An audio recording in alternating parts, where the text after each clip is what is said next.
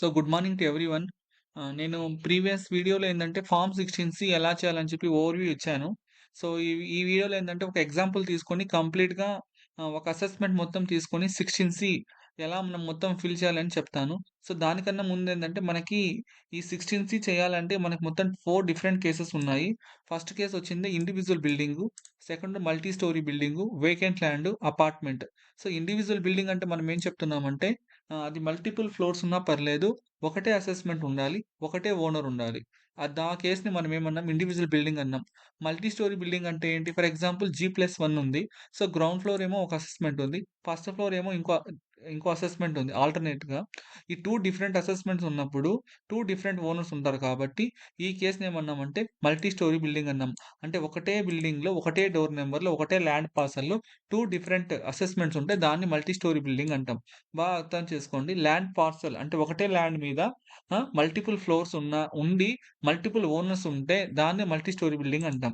Next vacant land idea ఉంటుంది. Apartment. So, ఈరోజు ఏందంటే ఫస్ట్ వచ్చింది ఇండివిడ్యువల్ బిల్డింగ్ అనేది మాక్సిమం అందరికి అదే ఉంటుంది కాబట్టి ఆ కేస్ గురించి చెప్తాను. మళ్ళీ అపార్ట్‌మెంట్ చెప్తాను. సో, ఫస్ట్ ఎగ్జాంపుల్ కింద నేను ఇండివిడ్యువల్ బిల్డింగ్‌ని తీసుకుంటున్నాను. సో, 16సి చేసే ముందు ఫస్ట్ గ్రౌండ్ ట్రూతింగ్‌లోకెళ్తున్నాను. మన స్టేజెస్ చూద్దాం ఒకసారి. సో, స్టేజెస్‌లో చూసినట్లయితే పీఓఎల్‌ఆర్ డేటా లోడ్ అయింది stage 1. Stage 2 ground truthing notice generate అయింది. స్టేజ్ 3 గ్రౌండ్ ట్రూతింగ్ నోటీస్ అనేది మనం ఆల్రెడీ ఓనర్‌కి ఇష్యూ చేసాము. ఇష్యూ చేసిన డేట్‌ని ఇక్కడ మనం మెన్షన్ చేసాము. ఓకేనా? Next ground truthing notice issue చేసినప్పుడు అతను ఇచ్చిన కన్ఫర్మేషన్ ఉంటుంది కదా! అక్నాలెడ్జ్‌మెంట్ దాన్ని సాఫ్ట్ కాపీని కూడా అప్‌లోడ్ చేసాం. ఇప్పుడు మనం స్టేజ్ 5లో ఉన్నాము. 16సి రివ్యూని మనం సబ్మిట్ చేయాలి. నెక్స్ట్ దాన్ని అడ్మిన్ వెరిఫై చేస్తారు. మళ్ళీ వీఆర్ఓ వెరిఫై చేస్తారు. మొత్తం 7 స్టేజెస్. ఈ ఫిఫ్త్ స్టేజ్ అనేది వెరీ వెరీ ఇంపార్టెంట్. ఈ 4 స్టేజెస్ కంప్లీట్ అయినాక ఫిఫ్త్ స్టేజ్‌కి వెళ్ళండి. ఓకేనా? ఇక్కడ నేను ఎగ్జాంపుల్ కింద ఒక బిల్డింగ్ తీసుకున్నాను. 7-3-62 ఇది రాములపురి సౌత్ మాడా స్ట్రీట్‌లో ఉంటుంది. ఓకేనా? సో, ఇది చూసినట్లయితే మీరు అబ్జర్వ్ చేసినట్లయితే ఇక్కడ ఫస్ట్ ఫార్మ్ 16ఏ అబ్జర్వ్ చేద్దాము. సో, ఫార్మ్ 16ఏలో ఏందంటే ఈ ఓనర్ వచ్చింది సుగంజన్ నది కాన్వార్. ఫ్లోర్ డీటెయిల్స్‌కొస్తే గ్రౌండ్ ఫ్లోర్ ఉంది. ఇక్కడ 16ఏలో. ఎందుకంటే ఈఆర్‌పీ డేటా అనేది మనకు 2023 లోడ్ అయింది కాబట్టి అప్పట్లో ఏందంటే ఇది గ్రౌండ్ ఫ్లోర్ ఉంది. నెక్స్ట్ సర్వే డీటెయిల్స్ గాని అబ్జర్వ్ చేస్తే ఫెయిర్ డీలింగ్ ప్రకారం సర్వే నంబర్ 392/2బీ అని ఉంది. ఓకేనా? సో, ఇక్కడ మీరు అబ్జర్వ్ చేసినట్లయితే ఇదేమో గ్రౌండ్ ఫ్లోర్‌లో ఉన్నట్టుగా చూపిస్తుంది 16ఏలో. బట్ యాస్ పర్ రియాలిటీ చూస్తే ఏందంటే, ఇది యాక్చువల్‌గా ఈ బిల్డింగ్‌ని వీళ్ళేం చేశారంటే డిమాలిషన్ చేశారు. డిమాలిషన్ చేసి మళ్ళీ రీకన్‌స్ట్రక్షన్ చేశారు. ఓకేనా? రీకన్‌స్ట్రక్షన్ ఎలా చేశారంటే, సెల్లారు ప్లస్ 4 అప్పర్ ఫ్లోర్స్ కింద వీళ్ళు కన్‌స్ట్రక్షన్ చేశారు. ఒకసారి అది కూడా చూపిస్తాను. యాక్చువల్‌గా ఇదే ఈ బిల్డింగు 7-3-62 వీళ్ళేం చేశారంటే, ఇక్కడ సెల్లారు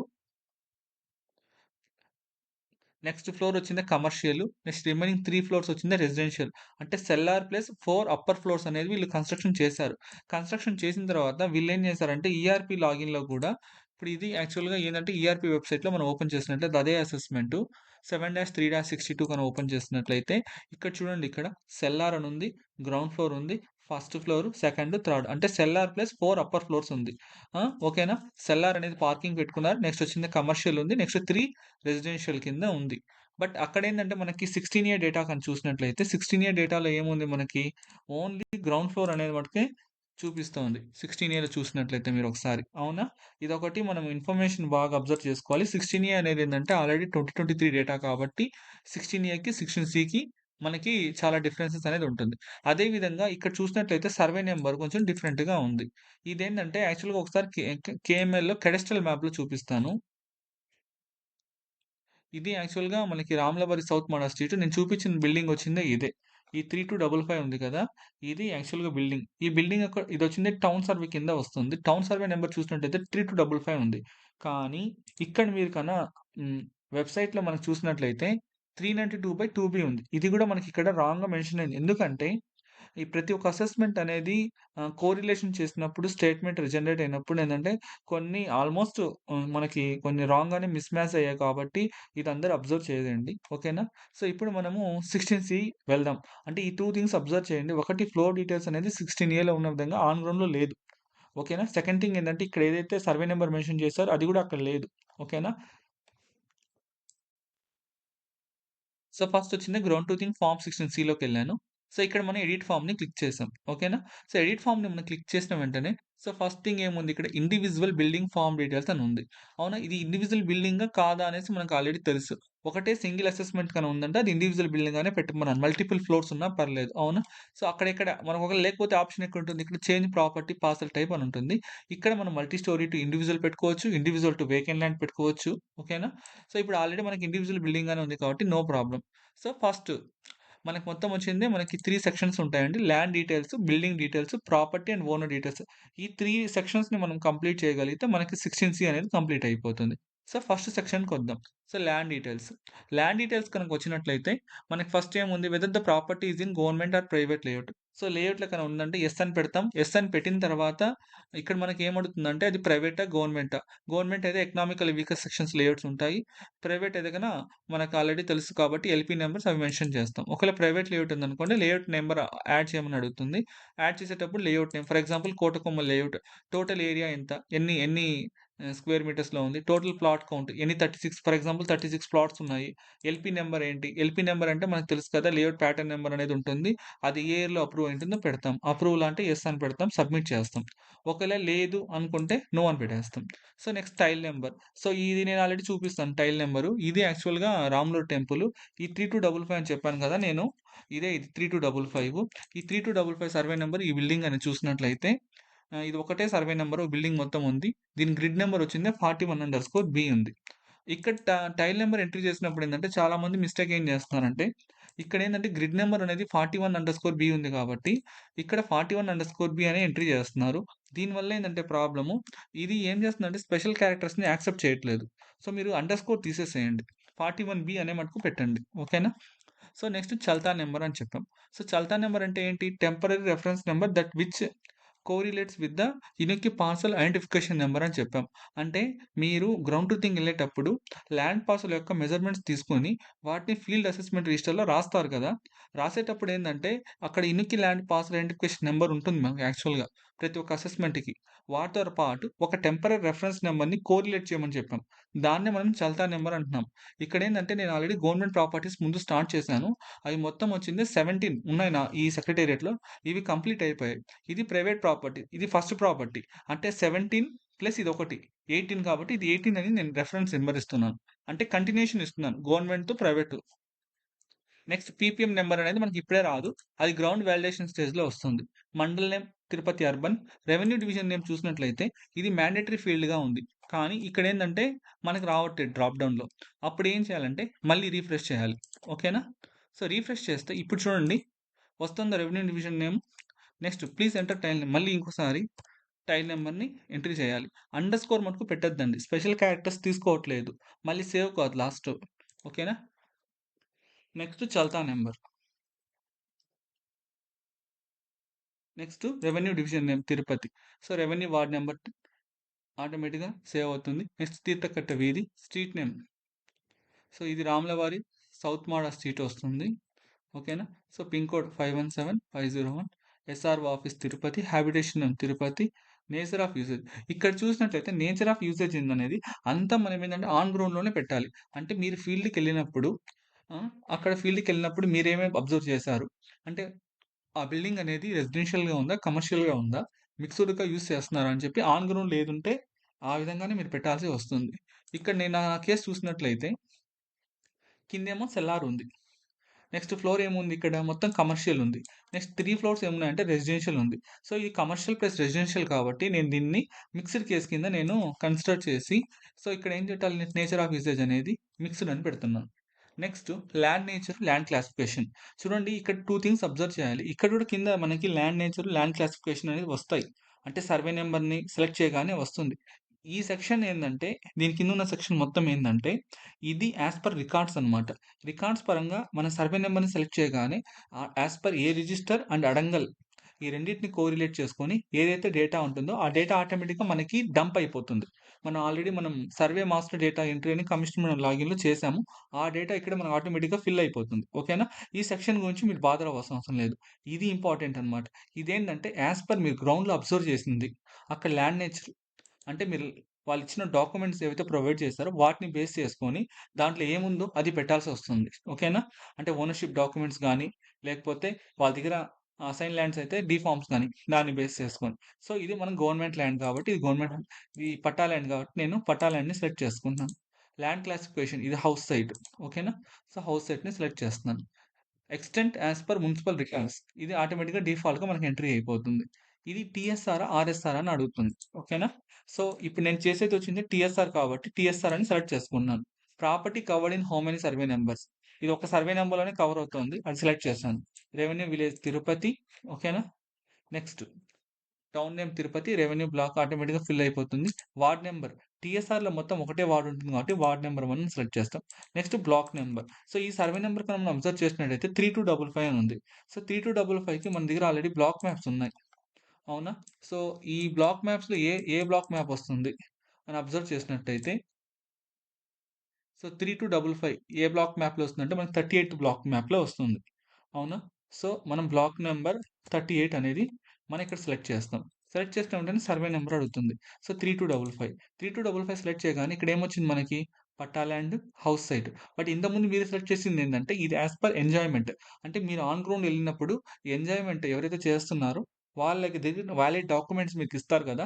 దాన్ని బేస్ చేసుకొని ఈ land nature, land classification select చేయాలి. ఇది ఏందంటే యాస్ పర్ రికార్డ్స్. ఓకేనా? కన్‌ఫ్యూజ్ కావద్దండి. Total site area as per physical ground measurements. So, site area ఎంతుంది? ఓకేనా?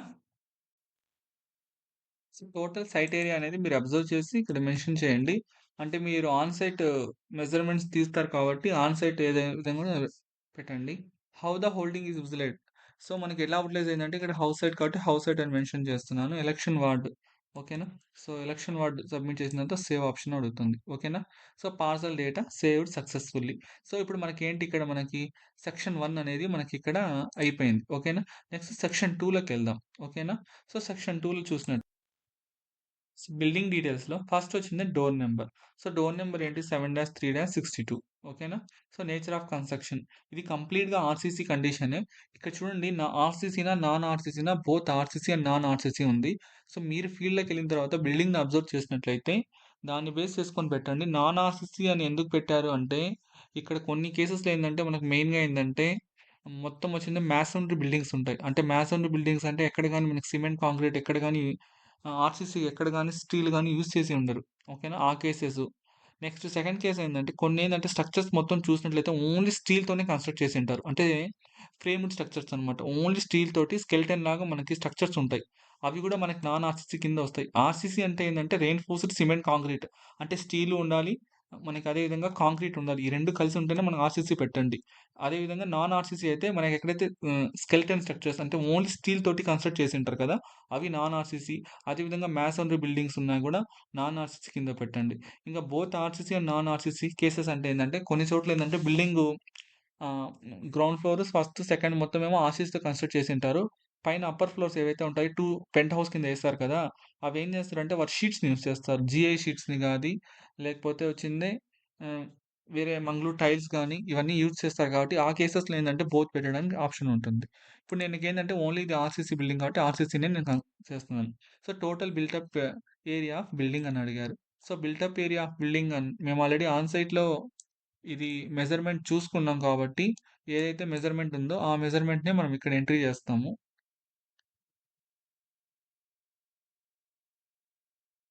ఇది టోటల్ మెజర్ చేస్తే మనకు 706 స్క్వేర్ మీటర్స్ వచ్చింది. Number of floors in the building other than parking floor. So, ఇక్కడేందంటే మనకి పార్కింగ్ అనగానే ఏందంటే, ఒకటి గుర్తుపెట్టుకోండి పార్కింగ్ ఫ్లోర్ అంటే మనకి ఆల్రెడీ మనకందరికి ఐడియా ఉంటుంది. పార్కింగ్ అంటే ఏంటి? ఏ లెవెల్‌లో అయినా గాని, ఆ ఫ్లోర్ మొత్తంలో గాని ఎటువంటి ఇంటర్నల్ వాల్స్ గాని, ఎక్స్‌టర్నల్ వాల్స్ గాని ఉండకూడదు. ఎటువంటి పార్టిషన్స్ ఉండకూడదు. ఓకేనా? అదే విధంగా ఓన్లీ కాలమ్స్ వరకే ఉండాలి. అది కూడా ఫర్ ఓన్లీ పార్కింగ్ పర్పస్ కోసమే ఉండాలి ఆ ఫ్లోర్ మొత్తం. ఏదైనా మధ్యలో పార్టిషన్స్ చేసినా గాని, ఇంటర్నల్ వాల్స్ గాని, ఎక్స్‌టర్నల్ వాల్స్ గాని కన్‌స్ట్రక్ట్ చేసి రూమ్స్ కనుక కన్‌స్ట్రక్ట్ చేస్తే అది మనకు పార్కింగ్ ఫ్లోర్ కింద రాదు. సో, ఇక్కడ అడిగేదేంటంటే number of floors in the building other than parking floor అన్నాడు. ఇక్కడ చూసినట్లయితే మనకి ఇక్కడ సెల్లార్ ఉంది. Cellar plus cellar plus 4 upper floors ఉంది. సో, ఈ కేస్‌లో మనకేందంటే సెల్లార్ అనేది పార్కింగ్ కాబట్టి దాన్ని వదిలేసి 4 అప్పర్ ఫ్లోర్స్ కాబట్టి నేను 4 అని పెడుతున్నాను. Next plinth area under property అన్నారు. ఇది వెరీ వెరీ ఇంపార్టెంట్. అంటే ప్లింత్ ఏరియాకి పార్కింగ్ ఏరియా, గ్యారేజ్ ఏరియా ఈ 3 చూడండి బాగా అబ్జర్వ్ చేశారంటే, ఇక్కడ ప్లింత్ ఏరియా అంటే వీళ్ళేమంటున్నారంటే, మనకు ఆల్రెడీ తెలుసు ప్లింత్ ఏరియా అంటే ఏంటి? కాలమ్ టు కాలమ్ ఏదైతే మనకి ఏరియా ఉంటుందో అది మనం ప్లింత్ ఏరియా అని మెన్షన్ చేస్తాం. అదే మీరు కన్నా మన స్లాబ్ ఏరియా తీసుకున్నారనుకోండి, సైట్ ఏరియా కన్నా ఎక్కువ వచ్చేస్తుంది కాబట్టి అది రాంగ్ అవుతుంది. బాగా అబ్జర్వ్ చేసి పెట్టండి. కాలమ్ టు కాలమ్ ఏదైతే వస్తుందో అదే ప్లింత్ ఏరియా అవుతుంది. ఫర్ ఎగ్జాంపుల్ ఈ కేస్‌లో నేను చూసినట్లయితే నా యొక్క సైట్ ఏరియా ఎంతుంది ఇక్కడ? 141.3 ఉంది. అవునా? సో, ఇక్కడ సైట్ ఏరియా ఏమో 141.3 స్క్వేర్ మీటర్స్ ఉంది. అవునా? నేనిక్కడ ఎంత ఎంట్రీ చేయాలి అంటే, ఈ plinth area, parking area plus garage area ఈ 3 కలిపితే నాకు సైట్ ఏరియా అవుతుంది. ఓకేనా? సో, అంటే ప్లింత్ ఏరియా అంటే మనకు ఆల్రెడీ తెలుసు. ఏదైతే మనకి column to column building construction చేసింటారో అది ప్లింత్ ఏరియా అవుతుంది. ఇక్కడ నెక్స్ట్ పార్కింగ్ ఏరియా. నాకేందంటే మీరు అబ్జర్వ్ చేసినట్లయితే ఇది ఒక ఫ్లోర్ లెవెల్. ఈ ఫ్లోర్ లెవెల్‌లో ఎక్కడ గాని ఇతను మొత్తం బిల్డింగ్ కన్‌స్ట్రక్షన్ చేశాడు గానీ ఎటువంటి పార్కింగ్ అదే ఫ్లోర్‌లో వదలలేదు. అదే విధంగా నాకు గ్యారేజ్ ఏరియా అంటే ఏదైనా వెహికల్ మెయింటెనెన్స్ గానీ, వెహికల్ రిపేర్స్ కోసం గానీ సెపరేట్‌గా నాకు ఎక్కడ గాని మెన్షన్ చేయలేదు. అవునా? సో, ఈ కంప్లీట్‌గా ఇతనేం చేసాడంటే ఫ్లోర్ మొత్తాన్ని యుటిలైజ్ చేసుకున్నాడు. కాబట్టి మనకేమవుతుంది సైట్ ఏరియానే మనకేమవుతుంది ప్లింత్ ఏరియా అవుతుంది ఇక్కడ. సో, 141.3 అవుతుంది. ఇక్కడ పార్కింగ్ ఏరియా ఏమవుతుంది అంటే అదే ఫ్లోర్‌లో అతను బిల్డింగ్ కన్‌స్ట్రక్షన్ కాకుండా ఏదైనా పార్కింగ్ కోసం ముందర ఓపెన్ స్పేస్ వదిలారా? అంటే ఓపెన్ టు స్కై వదిలారా అంటే ఏం లేదు. 0.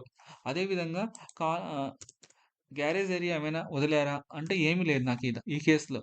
ఇంకో విషయం ఏందంటే మీరేదైనా గాని plinth area above site area అంటే ఇక్కడ చూడండి ఇక్కడ సైట్ ఏరియా ఎంత ఇక్కడ ఎంతుంది? 141.3 ఉంది. మీరు కన్నా ఇక్కడ 141.3 కన్నా ఎక్కువ పెడితే ఇది యాక్సెప్ట్ చేయదు. చూడండి కావాలంటే. 142 పెట్టినా గాని ఏమడుగుతుంది? Plinth area cannot exceed total site area. లేదు ఫర్ ఎగ్జాంపుల్ మీరు ఇది 141 పెడదాం. పార్కింగ్ ఏరియా ఒక 2 స్క్వేర్ మీటర్స్ పెట్టినా ఇదేమడుగుతుంది? Combined total of plinth area, parking area and garage area cannot exceed the total site area. అంటే దీని మీనింగ్ ఏందంటే site area is equal to plinth area plus parking area plus garage area. So, confusion ఏం లేదండి. Floor నేనేమంటున్నానంటే మనకి column to column ఏదైతే ఉందో అది ప్లింత్ ఏరియా కింద కన్సిడర్ చేసుకోండి. వాళ్ళు ఓపెన్ టు స్కై ఏదైనా పార్కింగ్ వదిలింటే అది పార్కింగ్ ఏరియా కింద మెన్షన్ చేయండి. అది అది వాళ్ళు చెప్పడం. ఇంకా గ్యారేజ్ ఏరియా అంటే వెహికల్ మెయింటెనెన్స్ కోసం ఏదైనా వెహికల్ కోసం పెట్టింటేను దాన్ని గ్యారేజ్ ఏరియా కింద మెన్షన్ చేయండి. ఓకేనా? సో, ఈ కేసెస్ మీకు అర్థమయ్యాయి అనుకుంటాను. Next super structure. ఇంతకుముందు కూడా వీడియోస్‌లో చెప్పాను. సో, సూపర్ స్ట్రక్చర్ అంటే నథింగ్ బట్ ఏందంటే డ్యూయల్ ఓనర్‌షిప్స్ అని చెప్పాను. డ్యూయల్ ఓనర్‌షిప్స్‌లో ఏందంటే మెయిన్‌గా ఏందంటే ల్యాండ్ అనేది ఒకరిదుంటుంది. But house hold premises of the owner ఒకరుంటారు. ఆ కేసెస్‌లో సూపర్ స్ట్రక్చర్ పెట్టండి. అంటే పట్టా ల్యాండ్స్ ఉన్న కేసెస్‌లో ఎక్కడ గాని మనకు రాదు. ఏదైనా ఎకనామికల్ వీకర్ సెక్షన్స్‌లో గాని అలాంటి చోట్ల మనకి సూపర్ స్ట్రక్చర్ వస్తుంది కాబట్టి దాన్ని అబ్జర్వ్ చేసి దాన్ని పెట్టండి. ఓకేనా? ఈ సెక్షన్ అయిపోయింది. సో, మనకి బిల్డింగ్ డీటెయిల్స్ సేవ్డ్ సక్సెస్‌ఫుల్లీ అని అయిపోయింది. అవునా? సో, ఇంకా థర్డ్ సెక్షన్‌కెళ్దాం. సో, ప్రాపర్టీ అండ్ ఓనర్ డీటెయిల్స్‌కెళ్దాం. సో, ప్రాపర్టీ అండ్ ఓనర్ డీటెయిల్స్‌లోకెళ్ళిన తర్వాత ఈస్ డాక్యుమెంట్ అవైలబుల్ అని అడుగుతుంది. అవునా? సో, డాక్యుమెంట్ అవైలబుల్ అని ఉందనుకోండి యెస్ అని పెడతాం. అవునా? యెస్ అని పెట్టగానే please enter total site area as per document. So, నేనేం చేస్తున్నానంటే ఇక్కడ నేను ఆల్రెడీ ఈఆర్‌పీ లాగిన్‌లో ఓపెన్ చేసినట్టయితే నాకు ఈ ఈఆర్‌పీ లాగిన్‌లో చూసినట్టయితే రీసెంట్‌గా ఇది అడిషనల్ ఆల్టరేషన్ అయ్యింది. సో, అడిషనల్ ఆల్టరేషన్ అయింది కాబట్టి ఇక్కడ రిజిస్ట్రేషన్ డాక్యుమెంట్ నంబర్ కూడా ఆల్రెడీ మెన్షన్ చేశారు. 484/2020 అనేసి. ఓకేనా? రిజిస్ట్రేషన్ డాక్యుమెంట్ డేట్ కూడా మనకు మెన్షన్ చేశారు. 20/01/2020 అనేసి. అవునా? సో, ఇప్పుడు దీని ప్రకారం మనకిక్కడ సైట్ ఏరియా అనేది మనం ఎంట్రీ చేయాలి. ఓకేనా? సో, ఒకటి మనకి డాక్యుమెంట్ తెలుసు కాబట్టి మనం డైరెక్ట్‌గా ఈసీ చూడొచ్చు. అందరికి ఈసీ చూసేది ఐడియా ఉంటుంది కాబట్టి ఇన్కంబెన్స్ సర్టిఫికేట్ చూడండి ఒకసారి డౌన్లోడ్ చేశాను. ఈసీ చూసినట్లయితే నాకు ఇక్కడ ఎంత వస్తుందంటే ఎక్స్టెంట్ అనేది 169 స్క్వేర్ యార్డ్స్ వస్తుంది. ఓకేనా? సో, 169 స్క్వేర్ యార్డ్స్‌ని మనం కన్వర్ట్ చేసినట్లయితే 141.3 స్క్వేర్ మీటర్స్ వస్తుంది మనకి. ఓకేనా? సో, ఈసీ మీకు ఆల్రెడీ ఐడియా ఉంది కాబట్టి నేను చెప్పట్లేదు. 141.30 స్క్వేర్ మీటర్స్ వస్తుంది. Next type of the ownership అని అడిగారు. ఇండివిడ్యువల్ ఇది. ఓకేనా? Type of occupier individual. Next save అనే ఆప్షన్ అడుగుతుంది. సేవ్ కొట్టగానే మనకి ఏమడుగుతుందంటే ఇక్కడ ప్లీజ్ యాడ్ డాక్యుమెంట్ అని అడుగుతుంది. సో, మనం ఏం చేయాలంటే దీన్ని ఐజీఆర్ఎస్ ద్వారా వెరిఫై చేసి డాక్యుమెంట్‌ని తీసుకోవాలి. సో, యాడ్ డాక్యుమెంట్ అని కొట్టగానే so, select mode of acquisition ఇది యాక్చువల్‌గా ఏందంటే మన ఈసీలోనే మనం అబ్జర్వ్ చేసినట్లయితే ఆ డాక్యుమెంట్ ద్వారా ఇదొక సేల్ డీడ్ ఓకేనా? ఎవరి నుంచి కొన్నారు వీళ్ళు? ఈ 5% ఎగ్జిక్యూటెంట్స్ ఏం చేశారంటే ఇతనికి అమ్మారు క్లైమెంట్ కింద.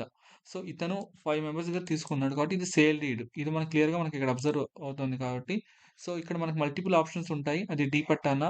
లేకపోతే హౌస్ సైడ్ పట్టానా? లేకపోతే మనకు పర్చేస్ గాని సేల్ డీడా? పార్టిషన్ డీడా? ఆ! అనేది గిఫ్ట్ డీడా అని ఉంటుంది. ఇక్కడ ఇంకోటి విషయం గుర్తుపెట్టుకోండి బాగా. మనకి పార్టిషన్ డీడ్ అయినా పర్లేదు.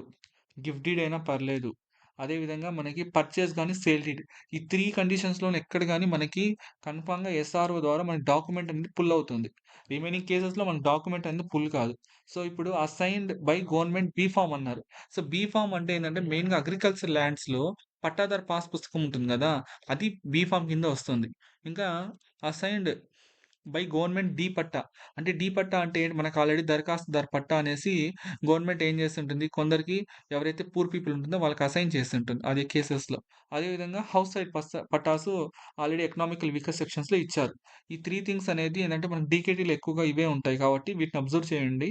ఓకేనా? నెక్స్ట్ వచ్చింది purchase, sale deed. Partition deed, gift deed ఇవన్నీ రిజిస్టర్డ్ అయ్యుంటాయి కాబట్టి ఇది చూసుకొని ఇప్పుడు నేను చూసిన కేస్ చూస్తే పర్చేజ్ గాని సేల్ డీడ్‌లో ఉంది. ఎస్ఆర్ఓ వచ్చింది తిరుపతి. తిరుపతి నేను సెలెక్ట్ చేస్తున్నాను. సో, తిరుపతి సెలెక్ట్ చేసిన తర్వాత ఎంటర్ డాక్యుమెంట్ ఇయర్ అన్నారు. సో, డాక్యుమెంట్ మనకు ఆల్రెడీ తెలుసు కాబట్టి 484/2020 డాక్యుమెంట్ డేట్ వచ్చింది. ఎగ్జిక్యూషన్ వచ్చింది.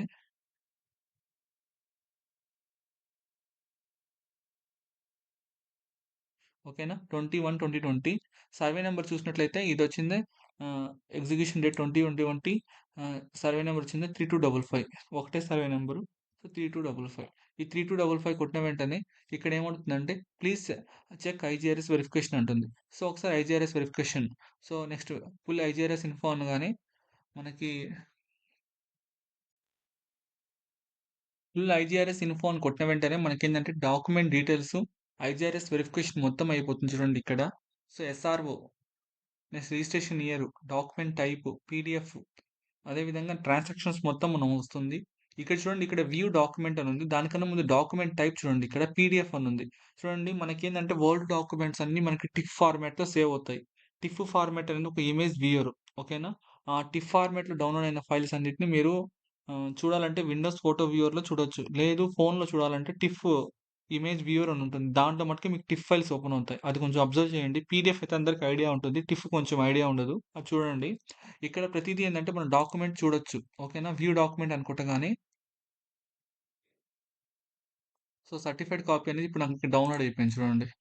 సో, సర్టిఫైడ్ కాపీ అనేది నాకు డౌన్‌లోడ్ అయింది. ఈ సర్టిఫైడ్ కాపీలో మనం మొత్తం డౌన్‌లోడ్ అయిన సర్టిఫైడ్ కాపీ అన్నీ సేవ్ చేసి, దాని ఇనికి ల్యాండ్ పార్సెల్ ఐడెంటిఫికేషన్ నంబర్‌తో అందరూ ఏం చేయాలంటే డాక్యుమెంట్ అన్నిటిని ఓనర్‌షిప్ డాక్యుమెంట్స్ అన్నిటిని సేవ్ చేసి మీ దగ్గర పెట్టుకోవాల్సొస్తుంది. ఎందుకంటే ఐజీఆర్ఎస్‌తో మనం ఇంటిగ్రేట్ అవ్వడం జరిగింది సీడీఎంఏ వాళ్ళు. కాబట్టి మనకి ఐజీఆర్ఎస్ ద్వారా అన్ని సర్టిఫైడ్ కాపీస్ మీరు ఏ ఇయర్‌దైనా గాని డౌన్‌లోడ్ చేయొచ్చు.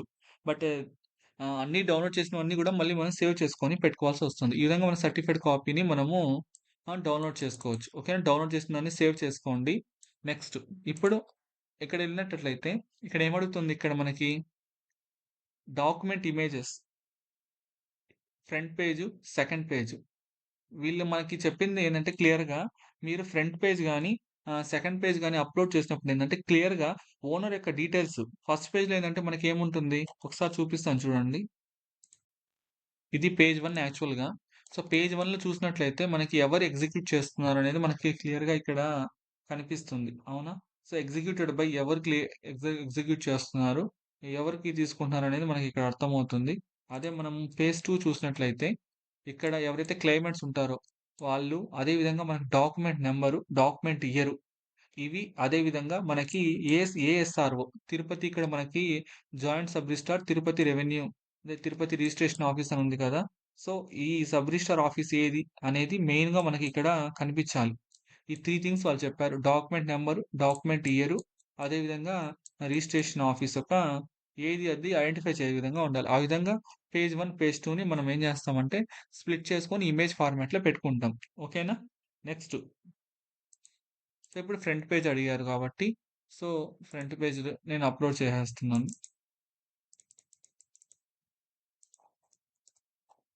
అదేవిధంగా పేజ్ 2. సో పేజ్ 2 ఇవన్నీ యాడ్ చేసిన తర్వాత నెక్స్ట్ మనం సేవ్ ఆప్షన్‌కి వెళ్దాం. చూడండి ఏమడుగుతుంది? IGRS verification is required for all documents. Please ensure document verify IGRS details అని అడుగుతుంది. అవునా? అంటే ఇక్కడ దీని మీనింగ్ ఏందంటే ఇక్కడ మనం చెక్ అని పెట్టాం కదా! ఇది చెక్‌ని మనం చేయలేదు. సో చెక్ ఇన్ చేసిన తర్వాత ఇప్పుడేమైంది? ఐజీఆర్ఎస్ వెరిఫికేషన్ అయిపోయింది. బట్ ఫార్మ్ స్టేటస్ ఏమడుగుతుంది? ప్లీజ్ యాడ్ ఓనర్ డీటెయిల్స్ అంటుంది. సో ఇక్కడేందంటే ఈ స్టెప్ కూడా మనం చేసుకుంటా వెళ్దాం. సో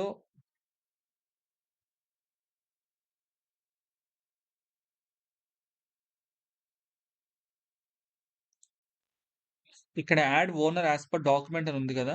సో దీన్ని మనం క్లిక్ చేయగానే ఈ విధంగా మనకొక ట్యాబ్ ఓపెన్ అవుతుంది. సో ఫస్ట్ చూసినట్టయితే ఓనర్ డీటెయిల్స్ ఫామ్‌లో ఈస్ ఓనర్ ఎక్స్‌పైర్డ్, ఇతను ఓనర్ చనిపోయారని అడుగుతోంది. సో చనిపోతే మనం యెస్ అని పెడతాము. లేదంటే నో అని పెడతాం. కాబట్టి ఇక్కడ టిక్ మార్క్ తీసేస్తాం. ఇప్పుడైతే చనిపోలేదు వీళ్ళు. ఓకేనా? సో అది మనకు search existing owner details with Aadhaar number from form 16A details. అదే యాక్చువల్‌గా ఏందంటే ప్రీవియస్ మనము 2 ఇయర్స్ బ్యాక్ ఏం చేసామంటే ప్రతి ఒక్క అసెస్మెంట్‌ని ఏం చేసామంటే ఆధార్ నంబర్ ద్వారా లింక్ చేయడం జరిగింది ఈఆర్‌పీ వెబ్‌సైట్‌లో. ఇక్కడ ఏముంటుందంటే ఈ అసెస్మెంట్ కూడా ఏం చేశారంటే ఆధార్ నంబర్ తోటి లింక్ చేశారు. నేనేం చేశానంటే అడ్మిన్ లాగిన్ తీసుకొని దాంట్లో ఎడిట్ ఓనర్ ఆధార్ డీటెయిల్స్ ఉంటుంది కదా! అందులో అసెస్మెంట్ నంబర్ ద్వారా వెరిఫై చేస్తే ఈ పర్సన్ ఏదైతే ఉన్నారో ఆ ఓనర్ యొక్క ఆధార్ నంబర్ దాంట్లో ఉండింది.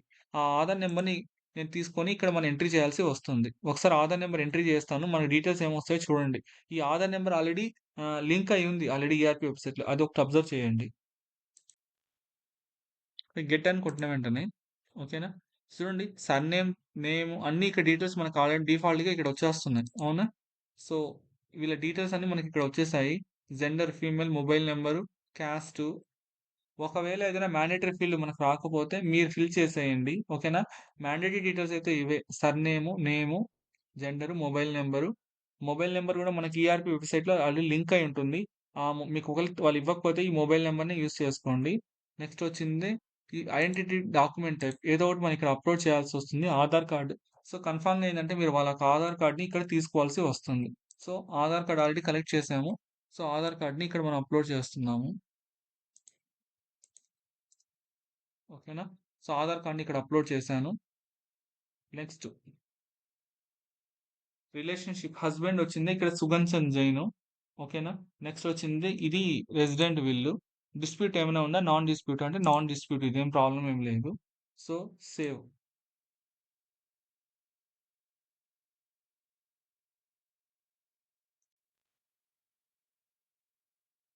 ఇప్పటికి మనకి ఒక సెక్షన్ అనేది ఇక్కడికి మనకి కంప్లీట్ అయింది. ఇప్పుడు చూడండి ఇప్పుడు సేవ్ అని కొట్టగానే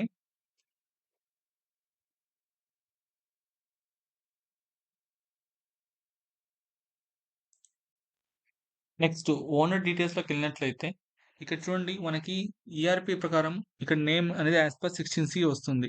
owner name as per municipal records ఇక్కడ చెక్ ఈఆర్‌పీ అని కొట్టిన వెంటనే మనకి ఇక్కడ వస్తుంది డిస్‌ప్లే అవుతుంది. ERP check successfully. ఇక్కడ కూడా మనకేందంటే సుగంచన్ నతి కాన్వర్ అని వచ్చింది. ఇతని ఫోన్ నంబర్ మనకి ఇక్కడ డిస్‌ప్లే అయింది. Details as per document as on ground వచ్చింది. మనం ఏవైతే మెన్షన్ చేసామో అవన్నీ ఇక్కడ మనకొస్తాయి. ఓకేనా? అదే విధంగా ఇక్కడ మనకేందంటే ఓనర్ ఇమేజ్ అనేది కన్ఫర్మ్‌గా రిక్వైర్మెంట్ ఉంటుంది. సో, ఓనర్ ఫోటో అనేది తీసుకొనుండాలి అందరూ.